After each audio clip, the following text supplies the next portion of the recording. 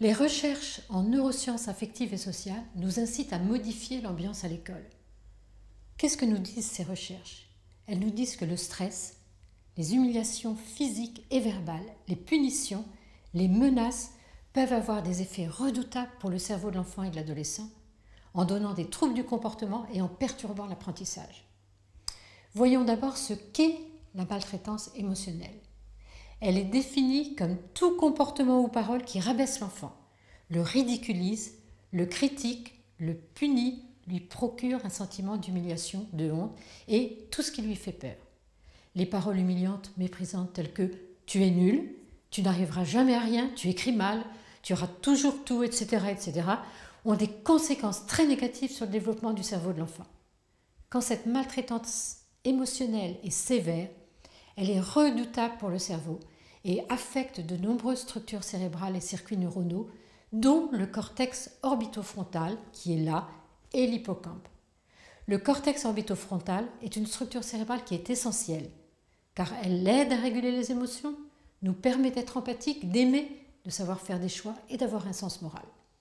L'hippocampe, elle, est une structure cérébrale centrale pour apprendre et mémoriser. Cette maltraitance émotionnelle altère l'apprentissage et augmente le risque de développer de nombreux troubles du comportement comme de la délinquance, de l'agressivité, de l'anxiété, des dépressions, de la dépersonnalisation, des troubles de l'identité et tous ces troubles peuvent persister à l'âge adulte. Cette maltraitance altère également le fonctionnement de circuits neuronaux et de zones cérébrales participant à la compréhension du langage. En 2014, Ming Wang étudie des adolescents à l'âge de 13 ans dont les parents veulent corriger un comportement qu'ils trouvent inadéquat. Ils le font en criant, en injuriant leur enfant, en le traitant de débile, paresseux, incapable, de nul. Eh bien, Ming Wang montre quoi? Que les mots durs, sévères à l'adolescence, ont des effets désastreux et conduisent à l'inverse de ce que les parents souhaitent. Les problèmes de comportement augmentent, les adolescents deviennent de plus en plus indisciplinés à l'école, ils mentent, parfois volent ou agressent. De plus, ils sont sujets à des dépressions.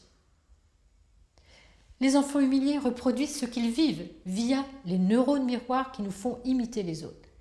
La violence se transmet et s'apprend. Les adultes humiliants sont de puissants modèles négatifs. Parfois, dans leur comportement, les enfants, les ados, jouent entre guillemets à être l'adulte persécuteur. Parfois, au contraire, ils endossent le rôle de la victime, toutes ces positions qu'ils ont l'habitude de subir. Ces comportements commencent très tôt, dès le plus jeune âge. Ils sont visibles en crèche, à la maternelle et sont quotidiens dans les cours de récréation. Le stress altère l'hippocampe et donc affaiblit la mémoire, perturbe l'apprentissage. L'esprit est alors paralysé par la peur. L'enfant n'est plus capable d'écouter ni d'apprendre. Et si le stress se prolonge, le cortisol sécrété en trop grande quantité agresse les neurones de l'hippocampe et peut même les détruire. Au contraire, soutenir, encourager favorise le développement de l'hippocampe et donc augmente les capacités de mémorisation et l'apprentissage. Plus l'enfant est soutenu, plus il est motivé, a du plaisir, plus il mémorise et apprend.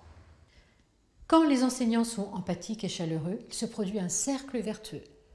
Eux-mêmes et l'enfant sécrètent de l'ocytocine qui déclenche la production de 3 autres molécules, dopamine, endorphine, sérotonine. Et ces molécules produisent chez l'enfant ce dont tout enseignant rêve, un enfant calme, non stressé, empathique, confiant, curieux, motivé et heureux d'apprendre.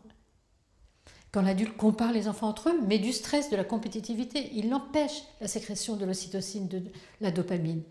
Et l'enfant perd alors son allant, sa joie de vivre, sa soif de découvrir et d'apprendre. Au contraire, quand il y a de la collaboration, de la coopération, du plaisir, l'ocytocine et la dopamine sont sécrétées. Les méthodes d'enseignement bannissant totalement la peur, le stress, sont agréables, satisfaisantes pour le professeur. Et les élèves apprennent mieux, mémorisent plus, sont plus créatifs. Les notes, elles, sont très nocives, car l'enfant qui a de mauvaises notes se sent nul, humilié. Il est dévalorisé, stressé, découragé, en situation d'échec, et il ne veut plus apprendre ni aller en classe. Celui qui a de bonnes notes, il travaille très souvent uniquement pour être le meilleur, le plus fort, et il perd le sens de son travail, qui est de découvrir, comprendre, apprendre l'infinie complexité du monde et sa richesse. Les notes entretiennent les conflits, les rivalités en classe et ne favorisent pas le travail en équipe. Les enseignants qui ne mettent pas de notes soulignent, valorisent ce qui est acquis. Et ensuite, ils aident, soutiennent l'enfant quand il se heurte à ce qu'il n'a pas compris ou retenu. Ne pas mettre de notes, ne pas comparer les élèves n'empêche pas du tout la transmission des savoirs. C'est le contraire. Quand les enseignants sont dans le soutien, l'aide, ne critiquent pas, les élèves n'ont pas peur de se tromper. Ils sont en confiance, ils gardent le goût d'apprendre, de comprendre, ce qui est primordial, et ils deviennent curieux, posent des questions pour approfondir le sujet. Quand les adultes transmettent à l'enfant qu'apprendre, c'est expérimenter, poser des questions, avoir des doutes, se tromper, il n'a plus peur, il ose s'exprimer, demander des explications. Il participe, devient motivé, n'est plus inhibé par la peur de l'échec.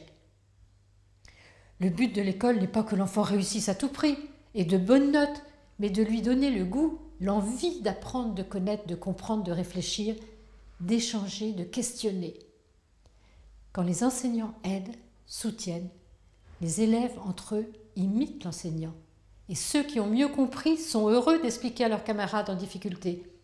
Ils coopèrent alors naturellement et ils travaillent avec joie en équipe.